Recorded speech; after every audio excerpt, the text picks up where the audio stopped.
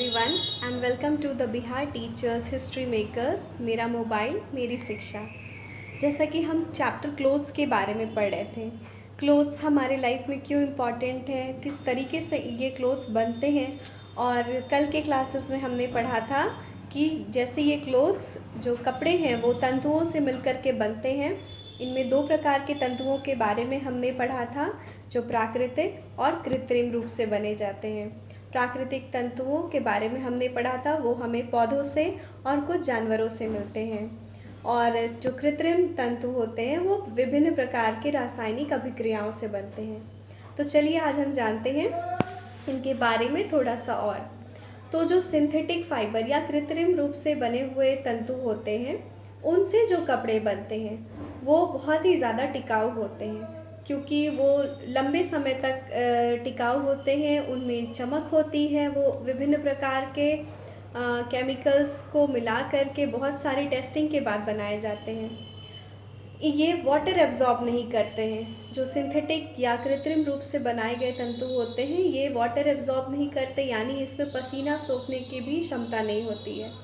ये जल्दी ही सूख जाते हैं, क्योंकि पानी को एब्जॉर्ब नहीं करते, सोखते नहीं, तो जल्दी ही ये सूख जाते हैं। अगर आप बरसात के समय इस प्रकार के कपड़े पहनते हो तो जल्दी ही वो सूख जाते हैं। नेक्स्ट हम देखते हैं कि इनमें सिलवटें नहीं पड़ती, इनको बार बार आयरन करने की ज़रूरत नहीं पड़ती। और ये चमकीले होते हैं, तो आप पार्टीज़ वगैरह में जनरली हम लोग सिंथेटिक कपड़े ही पहनते हैं।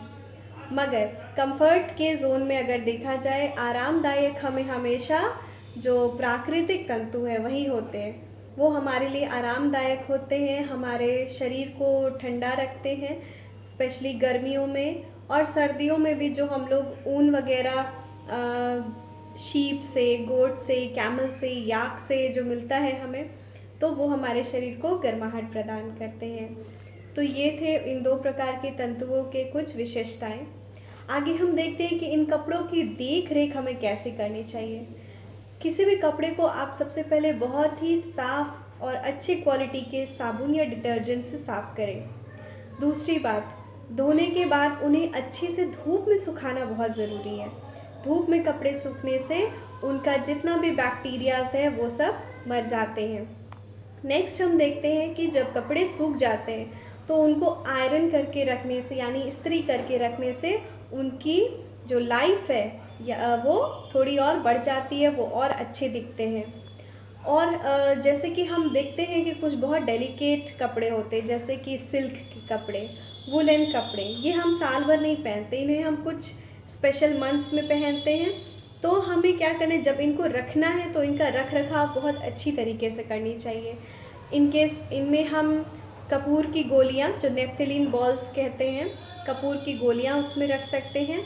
और नहीं तो सूखे हुई नीम की पत्तियों को रखने से इसमें जो छोटे छोटे कीड़े लगते हैं वो कीड़े लगने से बच सकते हैं।